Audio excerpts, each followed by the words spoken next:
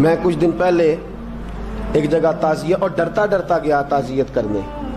پرانے جاننے والے تھے, دوستوں کا رشتہ تھا, تو میں ایک ہی بیٹا تھا, تو وہ مجھے پتا چلا کہ ٹرین ایکسیڈنٹ میں انتقال کر گیا. تو میں ڈرتے ڈرتے گیا کیونکہ معاملہ مشکوک تھا. اور جب میں تعزیت کے لیے اندر پہنچا تو ہمارے جو انکل تھے, جن کا میرے دوست تھے, وہ ان کے کچھ عزیز کہنے لگا کہ حضرت جی آپ کے ساتھ والے باہر جا سکتے ہیں؟ تو میں نے کہا چلے جاتے ہیں.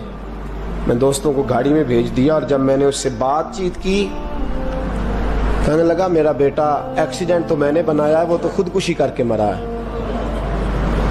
شادی کے 11 سال بعد خدا نے ایک بیٹا دیا تھا, اور مجھ سے غلطی یہ ہوئی, میں نے کہا میرے بیٹے کو تکلیف کوئی نہ آئے.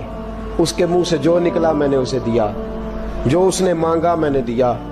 کہتا ہے جو شخص 16,000 مہینے کا کمائے اور بیٹے کو 40,000 کا موبائل خرید کے دے, کہتا ہے میں نے ہر سہولت اسے دی.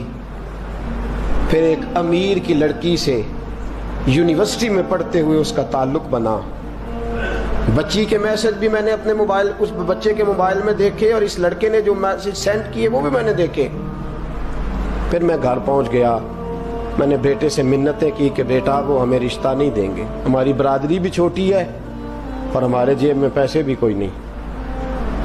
پھر میں ان کے گھر گیا, بیٹا نہ مانا, اور میں نے اس شخص کو بلا کے کہا تیری بیٹی کے میسج ہیں, خدا را خیال کر, اور تیرے تو 7 بچے ہیں, میری گود میں تو ایک ہی پھول کھلا ہے, میں کدھر جاؤں, خیال کر. اس نے کہا دوبارہ تو نے نام لیا تو ایسے کیس میں باپ بیٹے کو پھنساؤں گا کہ ساری زندگی نکل نہیں سکو گے. نے کہا میں نے بیٹے سے کہا کہ بیٹا میں نے پگڑی تک رکھی ہے پر مجھے رشتہ نہیں ملا, تو باز آ جا. کہنے لگا 3 راتیں میرا بیٹا سویا نہیں, اور مجھے کہنے لگا حضرت جی وہ 4تھی رات سویا ہے تو دوبارہ اٹھا نہیں.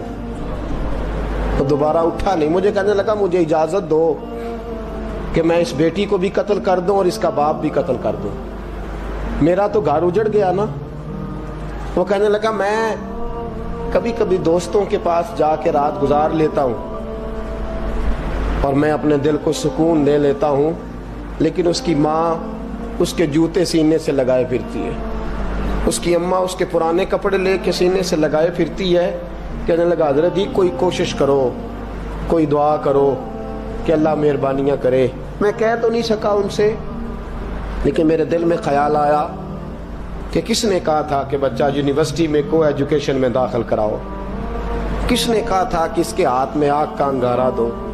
میرے دوست, آپ تیز آنچ تیز آگ جلا کے اس کے قریب مکھن رکھو, اور پھر مکھن سے کہو کہ ڈلنا نہ, پھر مکھن سے کہو کہ پگھلنا نہ. بھئی تیز آگ قریب جلا دی اور تو کہتا ہے پگھلنا, یہ کیسا ممکن ہے؟ ہو سکتا ہے؟ بولیے نا, ہو سکتا ہے؟ لڑکا اور لڑکی کٹھے کالج میں پڑھیں, ایک کمرے میں رہیں, ایک چھت کے نیچے رہیں, ایک دوسرے کو دیکھیں, نام جانیں, فون نمبر پاس ہو, اور پھر کہنا کہ تم عشق کا چکر نہ لڑانا, کیسے ممکن ہے؟ اور بڑے سیانے بندے کہتے ہیں حضرت صاحب اعتماد ہونا چاہیے اولاد پہ. میرے نبی پاک کو اپنی بیویوں پہ اعتماد نہیں؟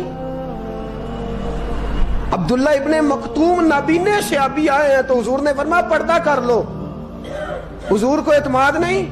مصطفیٰ سے پاک گھر کسی کا ہو سکتا ہے؟ فرمایا پردہ کر لو, نقاب ڈالو. سونے وہ تو نابینا ہے, فرمایا تمہیں تو نظر آتا ہے نا, ڈالو نقاب. یہ اعتماد ہونا چاہیے.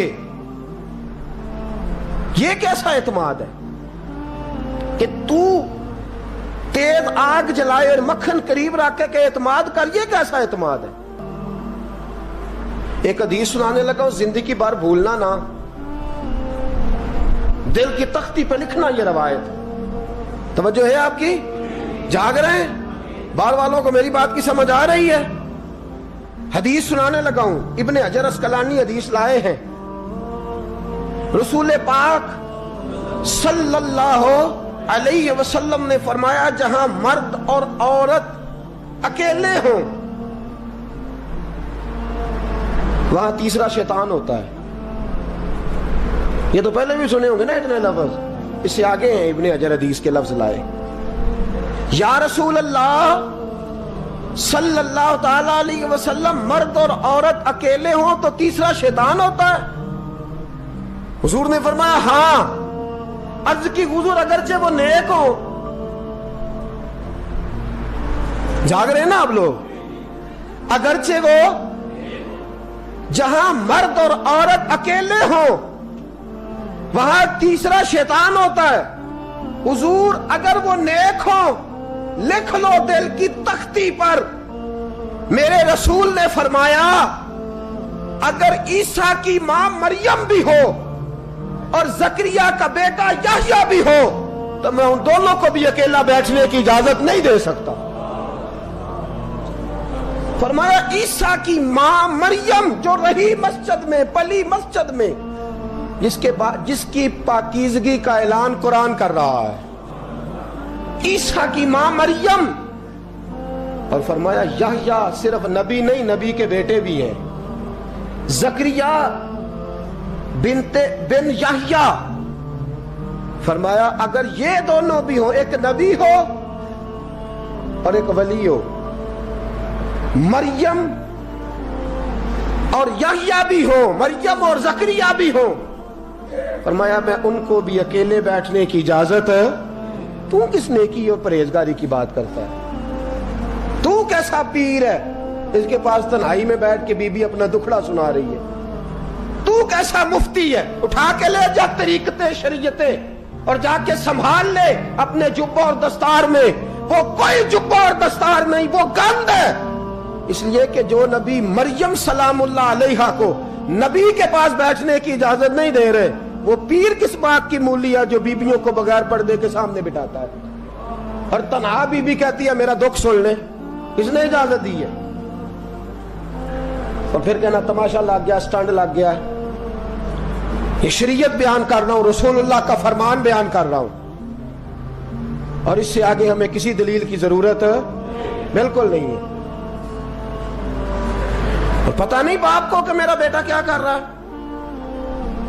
اندھی ہے وہ ماں جس کی بیٹی سارا دن نیٹ پہ بیٹھی رہتی ہے، اس کو خبر نہیں کیا ہو رہا. اور جب آگ گلے تک آتی ہے نا، داڑیاں جب جلنے لگتی ہیں تو ہمیں خیال آتا ہے یہ کیا بن گیا ہے. اور جب ماں کا دوپٹہ کھینچنے لگتا ہے نا سگا بیٹا کہ چل میرا رشتہ مانگ، پھر اس کو پتا چلتا ہے کہ یہ تو معاملہ ہی بڑا خراب کر لیا میں نے. میرے دوست، جوانی زیادہ پیسے کمانے کا نام نہیں. اگر تو قیمتی کپڑے پہنتا ہے تو تو جوان نہیں. تو 50 کلو وزن بائیں ہاتھ سے اٹھا لیتا تو تو جوان نہیں. اگر تو ڈگریوں کا ڈھیر لگایا ہے اور تیرا دراز اور الماری بھر گئے ہیں تو تو جوان نہیں. اور اگر تو نے اپنے خاندان اور معاشرے میں اونچا افسر بن کے نام کما لیا تو جوان نہیں. جوان اس کو کہتے ہیں جس کی جوانی پاکیزہ ہوتی ہے. جوان اس کو کہتے ہیں جس کی نظر جھکی ہوئی ہوتی ہے. جوان اس کو کہتے ہیں جو حیا کا پتلا ہو. جوان اس کو کہتے ہیں جو شرم کا پیکر ہو. جوان اس کو کہتے ہیں جس کی نظر سے معاشرے کی بہو بیٹیاں بچی ہو. جوان وہ ہوتا ہے، جوان بھی ہو پاکیزہ بھی ہو. جوان وہ ہوتا ہے کہ میرے رسول پاک نے فرمایا صبح قیامت اللہ عرش کے سیدھے جانب جوان کھڑا کرے گا. 30 سال کا جوان، چڑھتی جوانی، خوبصورت آنکھیں، روشن چہرہ، اس کا وجود طاقت والا. نبی آگے بڑھ کے پوچھیں گے یا اللہ یہ کون ہے جو تیرے دائیں جانب کھڑا ہے؟ اللہ فرمائے گا یہ وہ جوان ہے کہ خوبصورت عورت نے اسے کہا تھا میرے ساتھ منہ کالا کر لے، پر اس نے نظر جھکا کے کہا تھا انی اخاف اللہ. نہ بھائی میں تو اپنے اللہ سے ڈرتا ہوں. فرمایا یہ پاک جوانی والا ہے، یہ حاجی نہیں، نمازی نہیں، یہ ولی نہیں، یہ صوفی نہیں، یہ وہ نہیں جو غوث زماں ہو، قطب دورہ ہو، پیر طریقت نہیں، مفتی وقت نہیں. یہ خالی جوان ہے پر پاک جوانی لے کے آیا ہے. یہ خالی جوان ہے پر پاکیزہ جوانی لے کے آیا. یہ خالی جوان ہے پر اس کی نظروں میں حیا بڑی ہے. یہ پاک، یہ کیا تماشا لگ گیا عشق کا چکر. اور آج جتنی مصیبتیں کھڑی ہوئی ہیں اس عشق مجازی کے روگ نے کھڑی کر دی ہیں. ہر جوان. ہمارا ایک بچہ تھوڑے دن پہلے اس علاقے کا محمد طیب نام کا شہید ہو گیا. وہ ایک کونے میں رہنے والا, ایک محلے میں ایک چھوٹے سے کونے میں رہنے والا بچہ تھا نا. میرے ساتھ دوست موجود ہیں. صبح سے لے کر ساری رات میں افسوس کرتا رہا میں جنازے میں کیوں نہیں گیا, میں جنازے میں کیوں نہیں گیا. وہ بچہ پاک فوج کا وہ شہادت اختیار کر گیا تو فخر سے سر بلند کر گیا اپنا. لیکن جو بی بی کے لیے ساری رات روتے رہتے ہیں وہ شہید ہو سکیں گے؟ جو ساری رات ٹھنڈ میں کھڑے ہو کے عورت کے ساتھ گفتگو کرتے رہتے ہیں اور جو سارا دن دل میں گند رکھتے ہیں بی بی کے لیے, ان کے ہاتھ میں تلوار آئے گی؟ یہ بہو بیٹیوں کی عزتیں بچا سکیں گے؟ عافیہ صدیقیہ جیلوں میں جل گئی امریکہ کی, اور وہ جب بھی خط لکھتی تھی کہتی تھی کوئی محمد بن قاسم نہیں بچا, وہ کہتی تھی کوئی شہاب الدین غوری نہیں بچا. اور وہ جب بھی, اب تو خیر اس کا ذہنی توازن ہی کام کرنا چھوڑ گیا, وہ بی بی جب بھی خط لکھتی تھی نا اہل پاکستان کو تو کہتی تھی پاکستان والوں بتاؤ کیا تمہارے اندر کوئی بھی خالد بن ولید کا ماننے والا نہیں؟ کیا کوئی نہیں تمہارے اندر جو علی کے نام کا نعرہ لگانے والا ہو؟ کوئی نہیں بچا جو فاروق اعظم کی سیرت کو فالو کرنے والا ہو.